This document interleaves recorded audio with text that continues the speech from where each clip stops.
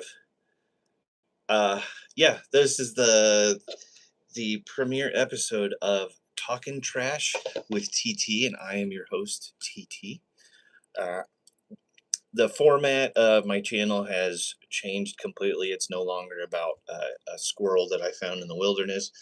This is me and my hot takes, my garbage opinions on pretty much everything. So we're going to cover, not in this episode, but Jackie, chill out.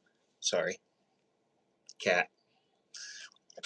We're going to cover everything from professional wrestling, which is very near and dear to my heart, to pop culture, Star Wars, video games, Lord of the Rings, the state of Disney, things like that. So we'll get to those. We'll get to those. But first off, I want to say thank you to everybody that is tuning in and listening to me gab for however long about my likes and dislikes. So let's talk some trash. So I got some gripes with WWE. And I think this is all across every promotion. There are moves that are used that are absolutely ridiculously overdone. Uh, the the main ones that I can think of right off the bat, the Uso brothers. They have the five moves of doom. Uh, pretty apparently. Everybody used to say that Cena had the five moves of doom. Well, the Uso brothers use a super kick for about 80% of their move set. Um, used to be, Shawn Michaels would tune up the band and he'd hit that sweet chin music, and that would usually be a 1, 2, 3. Now the super kick is just overdone to death. Oh my God. Um, it was an effective finisher back in the day, and now it's just used as a chain move. Another one is the spear. I cannot tell you how many friggin' times I've seen somebody use the spear, and it used to be Goldberg would hit the spear and then he'd hit the jackhammer. That was it. 1, 2, 3. Now it's Roman Reigns uses it as a finisher in his Superman punch, which is incredibly lame. Edge used it as a finisher. Uh, we got Jey Uso using it as a fin. Like, I don't know. It's just weird that everybody gets to use it as a finishing maneuver or as a maneuver in particular, and everybody's just getting away with it. Like, fans, we deserve something better. And it used to be that finishing move was a finishing move. That was it. You'd hit the Stone Cold Stunner. You'd hit the rock bottom. You'd hit the F5. You'd hit the choke slam, the tombstone pile driver. You do all this, and that would be it. Match over. New champion. Same champion. And now it's just gotten to the point where WrestleMania last year, Cody Rhodes to regain his championship had to hit Roman Reigns with over 5 crossroads. Over 5. Think about that. The only other matches that I've seen from the Attitude Era where somebody hit that many finishers was any masterpiece match between The Rock and Stone Cold Steve Austin. And those are the two biggest names of the time. Those are the ones that put WWE back on the map. And it's just, I don't know, everything is just so overly done now. I like the production value. I really do appreciate it. But at the same time, it's, like I said, we all deserve more. We deserve to have a good time with what we're investing into your product. You ask for 2 or 3 hours on a Monday night, and then a premium live event, and then SmackDown, and then Saturday nights. You ask us to invest all of this time into it, and I don't know. I don't feel like we get anything in return, really. I like that Danhausen is a complete character. He's absolutely the most well-rounded character that they have had on TV in years. Um, and I'm a big mark for the technical wrestlers, and I hate what they've done with Pete Dunne and Tyler Bate. I'm just absolutely flabbergasted. They gave Pete Dunne that garbage butch gimmick, and now I guess he and Tyler Bate are Rio and Bravo with the uh, El Grande Americano. He's down in AAA doing all that stuff. So I guess that's okay, but I want to see the bruiserweight is what I want to see. I want to see the bruiserweight come back. Uh, Pete Dunne was probably one of my favorite wrestlers in NXT, and I think Vince was probably behind giving him the bad Butch gimmick, along with Sheamus and Ridge Holland. So I don't know, I don't know. I feel like they need to. I like that they're revealing what's going on backstage a little bit more. I like all the inside stories, and God bless the Undertaker for having however many decades of stories that he's finally getting to tell, because that man stayed in character his entire career.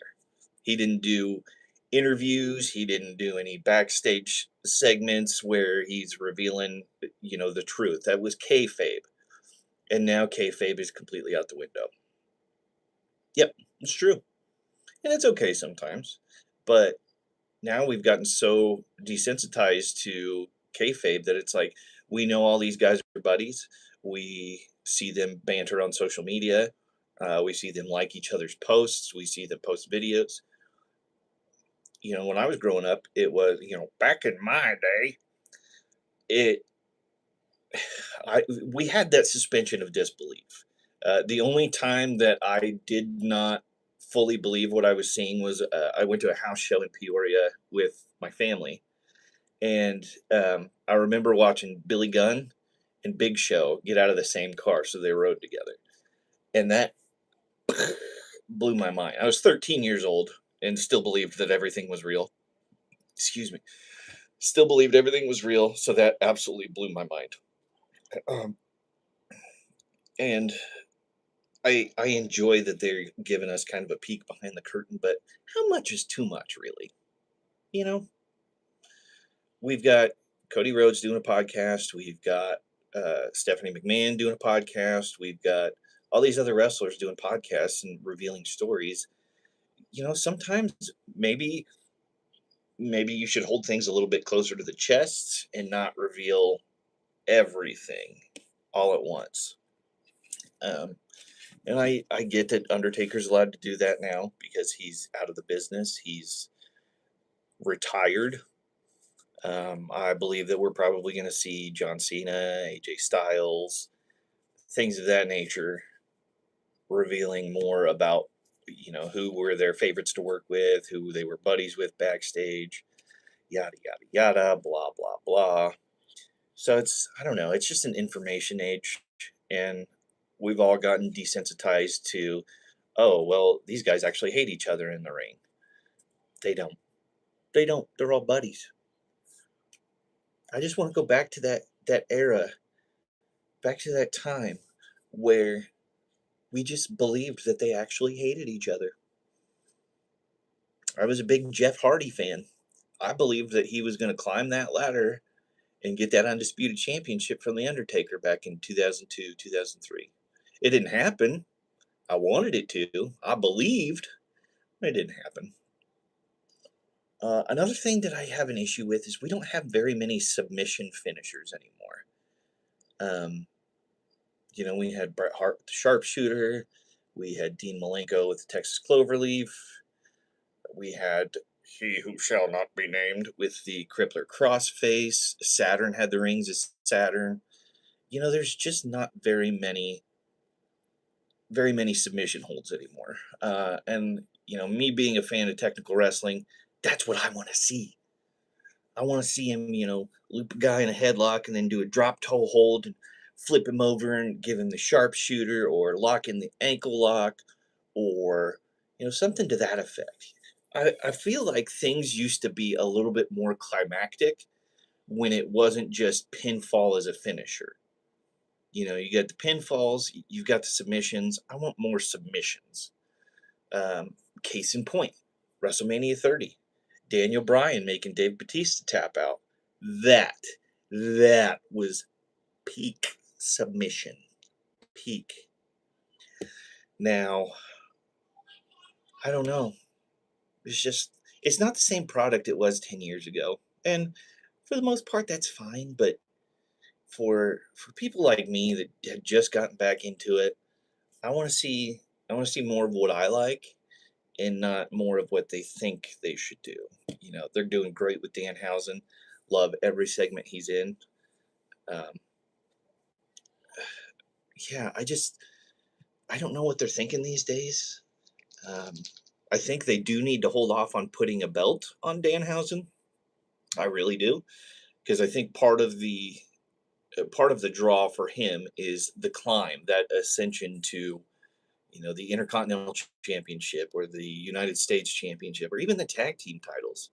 Um, Forgive my cat; she's an attention whore and thinks that everything is about her. That's why she's named Jackie from that '70s show. Yeah, yeah, those traits kind of transferred over. Yeah, so that's really all I wanted to talk about was just my gripes with the current state of professional wrestling. And you know, I'm still a fan. I'm still gonna watch. I'm still gonna follow who wins and who loses and what they're doing next with this character and rumors and stuff like that. But for the most part, I think I'm just like I'm kind of tuned out of watching it every week because it's typically the same stuff and I just kind of want a little bit more variety. So I'll switch over to watch indie wrestling. Um, you know, the up and comers, people trying to make a name for themselves. Indie wrestling is very, very near and dear to my heart. Very near and dear to my heart. I don't know. It's just the current state of professional wrestling is it's something that needs to be looked at. Um, Triple H, you know, he's running the show. TKO having control over ads and stuff. It's just it's gotten too commercialized for me. I remember the days when it was just a blank mat, blank mat on the ring, and now we've got Clash of Clans and League of Legends and Riyadh season, and you know we've got all these friggin' advertisers on the mat that you know people have bled and sweat and spit on. I guess the spit probably wasn't the best one, but that's fine. Um, yeah, it's too commercialized for me now. So they I think they need to bring it back to the roots, go back to a little bit of what the territories had, and you know have one guy work here and then go over here and work. Um, the contracts are great. I love that they have all these contracts.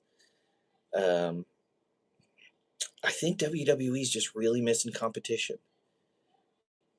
You know, when it was WWF versus WCW, I mean, it was just that was peak. That was peak wrestling. Everybody will say that. As an Attitude Era kid, everybody's gonna say that. You either had your WCW kids or you had your WWF kids. Then when they bought them out in 2001, it was like, okay, where do we go from here? Because McMahon's got a monopoly on the business. So who is going to rise up and try to challenge the throne? That's not to say that AEW or TNA aren't good product.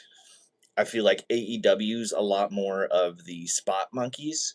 I don't find their product, their matches, I don't find them to be 4 or 5 star worthy. Um, all it is a bunch of near falls and no selling to me. I tried to get into it.